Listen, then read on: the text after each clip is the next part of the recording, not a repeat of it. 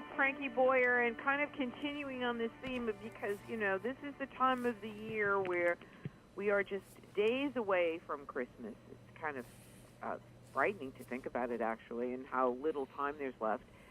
And how many of you are trying to keep from losing your mind? That's the question. Well, joining us, this is Frankie Boyer joining us on a Business Talk Radio Network and Lifestyle Talk Radio Network is Jean Herschel. And Jean, what a pleasure. And you are someone who has been helping us get through tough times in life for a lot of years, and the work that you've been doing. So you are the creator of Vital Trans. That's correct, and thank you very much for having me on today. And which is in New York City and then seasonally at Killington. So the Vital Trans therapy method does what? Explain to us what it does. Well, it's a combination of what's called Ericksonian hypnosis and other modalities such as neurolinguistic programming. I know that's a lot of jumble, but basically what we focus on is not what you think of things, but how you think of them. So, for example, you like to say the future is bright. You use brightness as in some of your communications, and that is a modality in the mind that we can use to actually feel happier. So when we're not feeling good, when we're feeling kind of depressed, the pictures we make in our minds get darker. So we could talk for months and months about what's making the picture darker, or we could have 2 or 3 sessions and make the picture brighter directly, and guess what? You start feeling better immediately. Yeah. You've studied with some of the most innovative NLP gurus around. I mean, really unbelievable. But why is it this time of the year a trigger for so many? Well, I think the best word is scarcity, because we have such little time to do all these things that we're building up in our minds. It has to be just right, and there's all this pressure to make things just right, and we don't have enough time. We don't sometimes have enough money to get just the right present. So the scarcity triggers the mind into fear mode, and that's where the stress comes from. Yeah.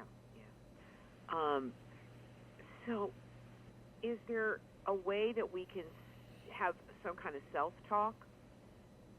Well, one of the best things to do is imagine the places you're going to go and rehearse it in your mind with having a beneficial outcome. Make the picture a little brighter in your mind, and when you get there, you have more of your brain to work with. Because sometimes when we're feeling stressed, actually most of the time when we're feeling stressed, what happens is our brain switches to this fear mode, and we don't have access to some of it. So when that happens, that's when conflict arises. That's when the stress really gets out of control. So by imagining that we're going to the store and we're very clear what we need to get, and we're imagining ourselves walking through the store and being very calm, then when you're in the store, your chances are having a good experience and a good outcome much higher. So as we get through the day-to-day and the difficult times of this holiday season, and believe me, it's just the list goes on and on and on. How do we take the time and reharmonize our relationships? Well, in a very similar way, when we encounter people, we often get what we're expecting. And unfortunately, as time goes by, if we've had one bad experience and then another bad experience, we start expecting it. And when we're expecting a bad experience, guess what happens? Our mind, again, goes into fear mode.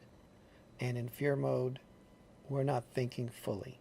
Right. So the best way to address it is think about the people that you're going to be speaking to, that you're going to be meeting. Maybe, especially people who maybe in the past the outcome wasn't as good.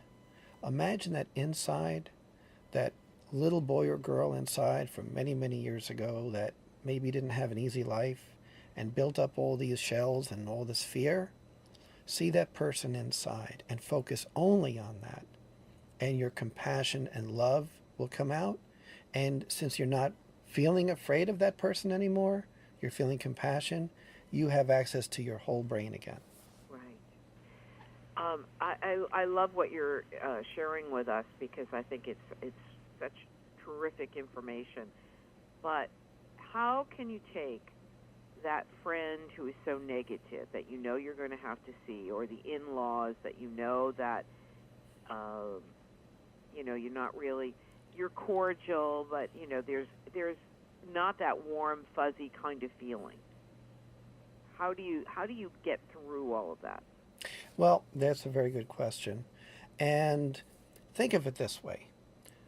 If that person, let's say Joe from, that side of the family that usually makes problems because they're all negative and they just generate this negativity between each other, and that person shows up, and if Joe showed up speaking French or Russian and we don't speak Russian, we're not going to react to it. They're speaking Russian and it's just kind of a background noise, right? Mm-hmm. So in a very similar way, if we acknowledge that they're saying something that might be negative, but inside they're just feeling afraid and trying to make a big deal to hide their own fear, we could maintain that closeness, that compassion for Joe. And being in compassion, we can forgive a lot of what a person actually does. And the purpose is for us to have a good holiday. And guess what happens? Joe encounters us being compassionate and loving.